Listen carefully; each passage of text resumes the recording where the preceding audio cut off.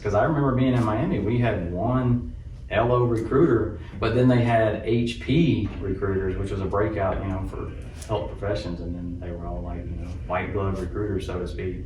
But those guys I never saw. Yeah, they're on the golf course all the time. Yeah. Absolutely. All right, let's get into it. So, cool. Episode 5, Captain Julius Brown, correct? Yep. All right, from North Carolina. CRNA, David Grant, Travis Air Force Base, correct? That's correct. All right. Let's go back. So I've got about 11 points I want to cover. Let's take it back. History. Give us the history on you, where you're from, walking us all the way up to the point of joining Air Force, and then we'll dive into that. Okay. So I was born in Buffalo, New York, but I was raised in North Carolina. Okay. I came straight into the Air Force right after graduation. Actually, I got into the ladies enlistment program during my senior year of high school. Gotcha. I did 4 years ROTC, so I knew that's what I wanted to do. I had the grades for school, but I didn't have the money for school. So I decided to enlist, and I signed my first enlistment for 6 years. I picked a helicopter crew chief, so from there I went down to HPERB in Florida. But the main reason that I enlisted in the beginning was strictly for education and to get out of a small town. Sure. If you've ever been to that part of North Carolina, there's nothing but tobacco fields and pig farms. Okay. So after I enlisted, I was at Herbert Field for about 4 years. Great place to be. Exactly, yeah, great base where I was a crew chief on the MH-53 payloads. Nice. And that was back in, I enlisted in 2000, and from there to 2004, that's when I was there. Did a couple of deployments on the payloads. Then I wanted to kind of see what more the Air Force had to offer, so I decided to... Same thing as Marine 1, right? Big helicopter? Big helicopter, yeah. Yes. The Marine one has, I think, one more rotor blade and an additional engine. Do we even have 53s anymore? Nope, they retired them. You're showing your age. Yeah, they retired them back in there. My wife made fun of me because I was watching them fly away during their last flight from Herbert Field, and a little single tear came down. And anyone that's ever worked on that aircraft can kind of understand. You put a lot of blood, sweat, and tears in Sure. there. Yeah. With that aircraft, I got to redeploy up to Ground Zero during 9/11. Nice. I'm really showing my age now. Nice. And we took rescue workers in and out of Ground Zero Wow. with that. So that's another reason why I have a big emotional attachment to that aircraft. Yeah. So after 2004, I became a recruiter for a while in Santa Fe, New Mexico. Small world. I had no idea. Small world till you got here today. That's cool. Yeah. And then my last year there, I was a recruiter in Albuquerque, but my zone went from the western part of Albuquerque all the way out to Gallup, which is the Arizona border. Okay. So a lot of windshield time. All right. And after that, I knew I wanted to fly, so I became a Loadmaster at Cross Train. One thing about the Air Force that I really, I talk to a lot of people about is, there's opportunity to do anything you want to do as long as you are willing to put the work into it. Right. So I always wanted to fly, so I became a Loadmaster on the C-130s. Okay. And I got stationed at Little Rock Air Force Base in Arkansas. Did that for a couple of years, deployed multiple times, and my wife got tired of me deploying. Yep. So I became an instructor there, and after that, I figured, now's my chance. I'm going to go be a pilot. And then I found out I was too old to become a pilot. How old were you at that point? I was 29, but I think at the time the regulations said you had to enter pilot training before you enter 30. Gotcha. And I hadn't completed my classes for college yet. So I looked around, and once again, Air Force has opportunities if you really look for it. And I found out about a program called NECP, the Nurse Enlisted Commissioning Program. Okay. And then, so I applied for that program, got selected, and I went off to school for additional 3 years. And with that program, actually additional 2 years. With that program, if you have all your prereqs knocked out for nursing school, and you apply to any school you want to go to, as long as that school is below the Air Force tuition cap, they'll send you, but you do have to compete for that. Right. And so I think the year I got selected, they picked up 49 people, and usually about 40 to 50 people get picked up for that program every year in the Air Force. Yeah, they help us out a ton as far as nurse corps recruiting, so a lot of that comes from NECP. So yeah, definitely still a thing. Oh yeah. For the enlisted folks, yeah. Yeah, anything's competitive, but you just got to put the work into it. Right. And I went to UCF in Florida. They were the real national champs when I went. Okay. No, not Bama. I'm a Bulldog guy. Oh, okay. You're good either way. Okay. So yeah, I did NECP, graduated from UCF. And the NCP program is great because your full-time job is to go to school. And at the time I was a master sergeant, so I got paid master sergeant pay to go to school full-time. You know, I don't know anywhere else is gonna pay you, you know, that type of pay to go to school. You know, I was making more than my clinical instructors. And this is for NECP? NECP. Okay, so you were paid as a E7 at the time? Yep. Wow. Housing, BAH? Yep, everything. Okay. So you still get your full pay, you're still active duty, you're still gaining years towards retirement. Right. To that program. Very cool. Yeah, and then so after that, I started working on the med surg floor because when you go through that program, when you come back to the Air Force, where you're still in the Air Force, you have to you can choose between the operating room, right, med surg, or I think labor and delivery. OB, yeah. So very similar to NTP. However, NTP, Nurse Transition Program, Nurse Residency Program, is really new grads that are coming in with their undergrad are going to go into one of those 3 track routes. But yeah, your case, enlisted, the E to O, so to speak. Okay.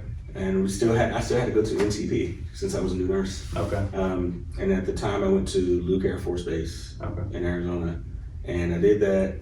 And after that, I got stationed at Brooke Army Medical Center in San Antonio, level 1 trauma. Did that for about 2 years, and I knew I didn't want to stay med surg, so I applied for the ICU Fellowship. And at the time, the ICU Fellowship was a year long. I think now it's 6 months long. Right. So I got picked up first time for that, completed ICU Fellowship, and then I got stationed at Travis Air Force Base. How long were you med surg or a slick, so to speak, before you could apply for ICU? So it's all about reading the regs, correct?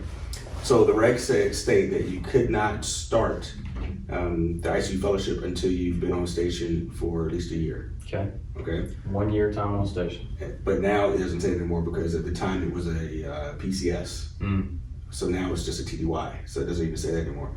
So as soon as I got there, I applied for the ICU Fellowship with a pending, and I put in a note in there that said, I would like to start on this date. And the date that I started with, I would have already had time on station to start. Right. So they saw that I was that person that would, you know, put the work in, dig through the regs, and so they put, oh yeah, you can start on this date. So I was able to bypass a lot of red tape just by putting the work in. Nice. So I was able to start the ICU Fellowship, finished it a year later, and then I PCS'd here at Travis Air Force Base where I did my ICU time. Okay. So let's go back to ICU. Let's dig on that a little bit. ICU Fellowship, at the time you're saying it was a year-long course, now it's a 6-month course. Walk us through that. What does it look like? Okay, so the ICU Fellowship, they do it 2 bases. One's in Arizona, and the other one is in San Antonio. The version I went through, you did your first, I believe, 3 months was all didactic. And then after you finish that, then they start doing clinicals at BAMC, Brooke Army Medical Center, and downtown at the, I can't remember the name of the hospital, but it's the main hospital in downtown San Antonio. Okay. You rotate through all the ICU floors while you're there. Nice. So you go through burns, pediatrics, you know, neuro, cardiac. And so you do that on the civilian side, so you see what it's like, and you also do that at Brooke Army Medical Center, which is great because you get to take care of, you know, service members returning from overseas and civilians because it's a level 1 trauma. So in order to maintain a level 1 trauma status, they have to take in, you know, people from the public because as the military population, we're pretty healthy. You know, you're not gonna have many gunshot wounds on a military base stateside. So you rotate through all that. And then when you're done with the rotations, you graduate from the fellowship and then you go to your base. And you pick your base by filling out what they call a dream sheet, which I'm sure you're familiar with. Yeah. And that's all based on ICU, who has ICU capability. Exactly. Now following on, could you follow on overseas or is that only following on stateside? So once you finish the ICU Fellowship, you can only do, there's a waiver for everything, but they want you to go to a large MTF. So you can get that experience before they send you overseas. So traditionally, you're gonna only be able to go to Brooke Army Medical Center, here at Travis, Keesler Air Force Base in Mississippi, Eglin Air Force Base in Florida. One of the big 7. Exactly. The big 7 hospitals, okay. That makes sense. So ICU, you check that box. Where did anesthesia come into play? Did you have to go to advanced courses for that? Yes. All right, so let's talk on that. Okay, so I originally heard about anesthesia when I was in nursing school. Okay. And being a former flyer, when I was going through nursing school, my mindset was, oh, I want to go become a flight nurse. Right. You know, and then I did my ICU rotation in nursing school, and I saw what CRNAs did, and I was like, oh, that's a cool job. And then after becoming an ICU nurse, I got to see CRNAs even more, and I was like, okay, that's really something I want to push towards. Right. So I found out about another Air Force program called AFIT, Air Force Institute of Technology, where they will once again pay you full time to get your doctorates in anesthesia. Right. And I was like, okay, this is another job where they're gonna pay me full time pay to go to school. Cool. So I put my package in for it. Once again, it's another thing that's competitive. So this was fellowships, correct? Yes. And this is all through HPERB and your chief nurse? Yes. All right, so yeah, so now we're talking, for those of you that don't know, HPERB is Health Professions Education Review Board. You can apply for different fellowships. In his case, he applied for a CRNA fellowship, landed that, competed for it, landed that. But those you apply for in service with your chief nurse. But yeah, keep trucking. Okay. Yeah, so that program, once again, is very competitive. Right. So at the time, the regulation said that you had to be on station for 2 years. Again. Okay, again. However, there's a little blurb in there that says if you're selected for it, they will waiver it to 1 year time on station. So once again, I put that in my package because nationwide there's a shortage of CRNAs. So I applied for it and then I deployed to Afghanistan. And so while I was deployed, I found out I got selected. Okay. So I was supposed to come back in May of 2020. School started in April of 2020. So I came back home from deployment about 2 months early. Now, when you say school started, are you talking an Air Force school, or are you talking when you applied for this fellowship, you got accepted to a civilian school? Yeah, so for CRNA, it's only through the military school, which is Uniformed Services University. USUHS. Yep. Okay. And right now, that's the #1 CRNA school in the nation. Nice.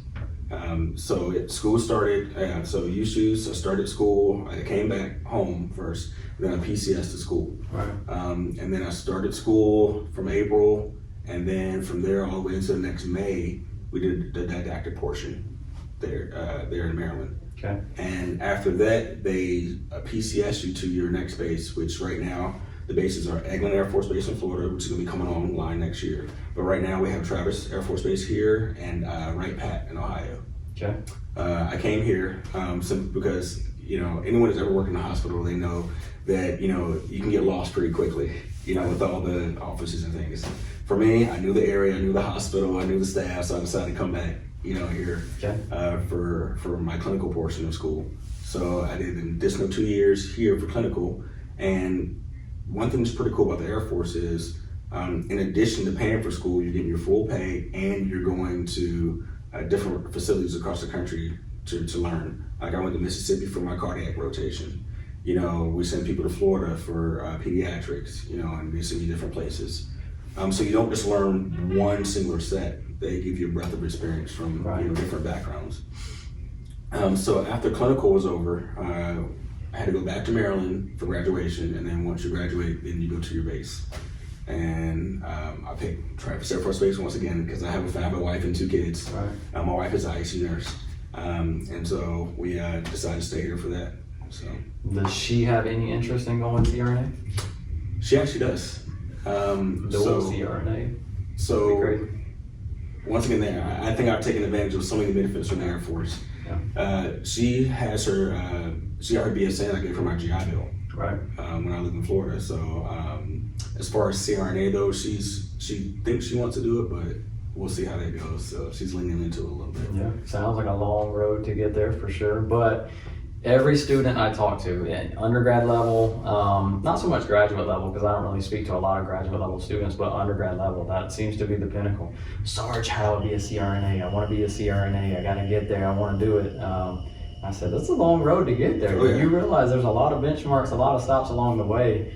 And your story comes up a lot with applicants that I speak to. I'm like, this is how you can do it. The Air Force can offer it, but are you willing to put in the work? Because really that whole journey for you in the Air Force, how long did that take? Let's see here. So I was enlisted for 15 years. Okay. And then I graduated nursing school in 2015, so that's when it started. And then I just graduated CRNA school in 2023, so it's about an 8-year. So 8-year journey to get there. Yeah. So yeah, I mean, you're talking serious commitment for sure. A lot of these questions you probably already motored through, but I'll go back and see if we missed any. Enlisted time, you spoke about joining the Air Force and your recruiter experience. We didn't dive on. We can come back to that. E to O, NECP, you definitely dove on. Any tips and tricks for maybe an airman that's listening, a senior airman right now, a young staff, or even a tech that's looking at going NECP, if they were doing that today? Any tips and tricks? Yes. Do things in your unit and around a hospital that's going to benefit the Air Force. Okay. Don't volunteer for things that are just for you. You know, like a perfect example, I decided to volunteer and I was a basic life support instructor. Right. You know, that benefited the hospital. They say the Air Force, you know, thousands of dollars per individual that had to go do training. You know, your education wise, you know, some people think, oh, C's get degrees, but in a sense it does. But when you start competing, you know, with other people for these types of jobs, your GPA is one of the main things they look at. Oh yeah. You know, so keep that up and stay out of trouble. That goes without saying, don't get hard for the team. But you want your leadership, always let your leadership know your goals. That way they can put you up for different things that's gonna put you in the right trajectory. You know, my entire time as a nurse, I always had them put, you know, a little blurb in my performance report. You know, prime for critical care or prime for CRNA. And I would seek out those opportunities with people when they came by, you know, just asking questions. Hey, what do you like? You know, what should I be doing? You know, always find a mentor and, you know, latch on to them. Right. In your case, you came from the maintenance world. Mm-hmm. So whatever you're speaking to, you know, maybe they're not in the know. Maybe they're not even in the 4N community or the medical community. Maybe they're a fire dog. Maybe they're a maintenance troop and they really want to branch out and go NECP. Any tips for those folks? Yes, actually, there's a great Facebook page. Okay. Just look it up, Air Force NECP, right. And it'll pop up. And there's people from all different types of backgrounds up there that can, you know, reach out. We got people at every single base, and we're all willing to sit down and, you know, speak to people about it. Cool. Med-surg experience. How long were you med-surg before you went to ICU? Total 2 years. Okay. So not that long at all, really. Advanced courses, we spoke to ICU and anesthesia both. ICU time, let's go back to that. A lot of the ICU crit care nurses I speak to have awesome deployment experience. Mm-hmm. Let's talk to that. Any deployment experience as a crit care nurse? Oh yeah. My last deployment as a critical care nurse, actually, that was when, it's kind of sad, but looking back on it, it meant a lot. The last deployment, I don't know if you heard about when they detonated the V-bed in Afghanistan. At Bagram? Yep, I was there during that time period. Gotcha.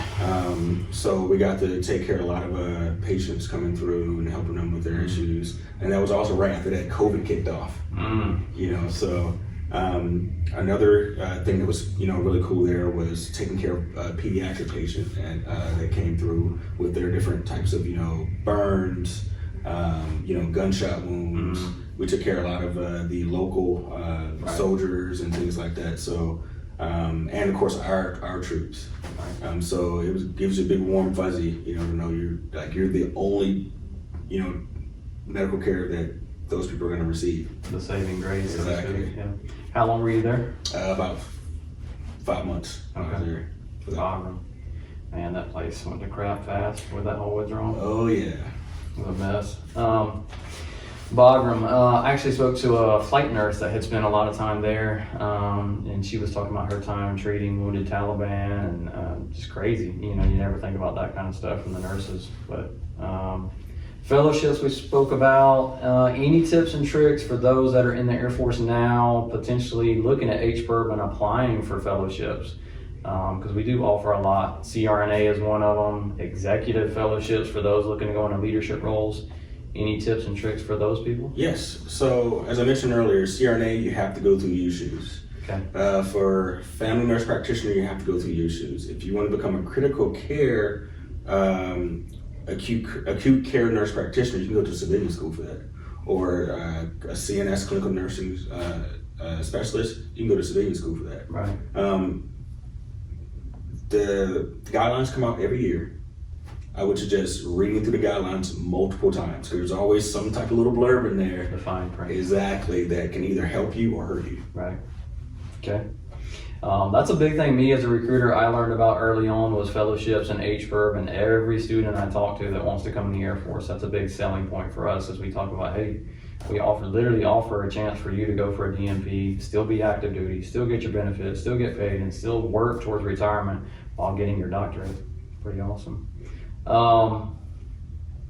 Post-grad service. So what I was getting at here, CRNAs, how small is that bubble in the Air Force? How many are there? We have a shortage. I would say there's maybe 30 to 40 Air Force wide. Tiny. But we also share the office with anesthesiologists. Right. And that's one cool thing about USUHS and the Air Force in general, is that they train us and they expect us to operate independently. Right. You know, a lot of states don't allow CRNAs to operate independently. So that really helps us out a lot. Right. And right now, like after COVID, a lot of states saw what CRNAs can do. So they're starting to implement that into their healthcare plans. Gotcha. The future, you said you got 26 years in? 24 years in. So what does the future hold? Obviously you can't stay in the uniform forever. What's next? So next I'm gonna do probably about 3 more years. Okay. And then retire, and then just travel the country and work for another 5 years and then be done. Gotcha. For CRNAs that are out there that may not know anything about the Air Force or the fact that we have CRNAs in the Air Force, what are benefits for a CRNA in the Air Force versus civilian sector? I kind of mentioned it a little earlier. A lot of states, there are a lot of states that don't allow CRNAs to practice to the full scope, full scope. So in the Air Force, you're going to be able to do that. You're going to be able to practice your regional skills, which for us, that's like doing nerve blocks and epidurals. So you're gonna get a lot of practice with that. The Air Force is gonna pay for additional training for that. In the civilian world, your pay might be more, but in the Air Force, you're not gonna get taxed as heavy. You got certain benefits like the GI Bill, what's the one for housing? BAH. I know the VA loan. VA loan, for sure, absolutely. So that those are definite perks, and then travel. Okay. Is there any special pay for you as a CRNA? Board certification pay, incentive pays to stay in, retention bonuses, things like that? Yes. So all 3 of those apply for us. And I can't get the retention pay simply because since they paid for school, I had to pay them back a couple of years for school, 5 years to pay back for school. Gotcha. But after that, if I wanted to, I could apply for that bonus. And I think right now that bonus is an additional $60,000 a year. Okay. So a lot of people decide to do that, but for me, I'm not even eligible for that right now. However, when I look at how much tuition was, okay, I'll take us, additional 5 years paying back. I'm sure. I wouldn't even want to see those numbers. Oh yeah. Any advice for the young undergrad, the man, the woman that's just graduating with their BSN and sky is the limit, they're young, they're seeking careers, whether it be civilian, they may not know what the Air Force has, may not know anything about military health care. Any advice for the undergrad out there? Sure, just grind it out, When I interview for CRNA school and nursing school, I always tell them hey, I'm not gonna be the smartest person, I'm gonna be the hardest worker. So if you do decide to join the Air Force, realize that you are joining a group where you're not just your job. Right. You are an airman first and then your job. And just continue to try to keep giving back to those that, that not that you surpass, but those that are your brothers in arms. So don't just think, now that I'm gonna be a cinema nurse, I'm gonna go, crap on the CRNAs, the CNAs, and once you become a CRNA, they'll be like, I'm gonna go crap on the nurses. Continue to try to bring people up. Sure. The thing I'll not lead us off with, but finish on is, I think one thing that's really different about us in the Air Force, especially Nurse Corps, you have two roles. You're a nurse, but you're also a captain or a lieutenant. In the CRNA realm, yes, you're a CRNA, but you're also Captain Brown. How does that role differ? Like, as you know, when I think about a captain, I think about someone who's leading a lot of people. You as a CRNA, are you put in that leadership role? Do you have that opportunity? Yes. So you can be, your flight commander. That's one role. You can be an element leader, and what that, you know what that means. But for people who don't know what that means, you can be in charge of, everyone inside your flight, or you can be in charge of, 2-3 people, and your main charge is to mentor them, let them know about different opportunities. As a flight commander, I can be in charge of enlisted, people. Gotcha. And if they ask me questions about, NECP, my job is to guide them towards that. Sure. Or even if they decide they want to get out, my job is to, make that as easy as possible for them to go pursue whatever they want to pursue. Awesome. Yeah, I was just curious how that aspect of it worked, because it is kind of a strange dynamic. You see an RN at Sutter Health, at the end of the day, they go home, they take the scrubs off. Clock out, yeah. You're not an RN anymore, you're just a civilian at that point, whereas us, you take the uniform off, you still got the rank. I'm still a tech sergeant when I go to bed, you're still a captain when you go to bed, so it is a little bit different, kind of dual hatting, so to speak, in the military. Cool. One thing I want to bring up, I forgot to talk about this, is the Air Force has a program called MOC-R. Which what that is as you know, as I mentioned earlier, the Air Force has a very healthy population. Mm-hmm. So we don't see too much trauma here. We don't do that. We don't do a lot of OB cases. So with MOC-R, it's a program where they'll give you at least minimum 4 days a month to go work in civilian hospitals. So you can get that trauma. So you can get those different types of weird cases that you don't get, nowadays. Nice. That's a good thing, especially in your role, as a CRNA or any ICU or really anybody that wants to have some good inpatient experience. I think for us, fire department, we had a very similar situation, and that was a mutual aid relationship. So as a firefighter, if you have a mutual aid relationship, you can actually go off base, respond to calls, real world motor vehicle accidents that may not always happen on base. You got the chance to go see that and respond to that, act accordingly. So kind of same situation. That was awesome. Anything else before we go? That was it. Yeah. Cool. Thank you for your time. Thank you for your time in service. That's a long time. And wish you the best in the future. Cool. Thanks for having me. Cool. I appreciate it. Appreciate it, Captain.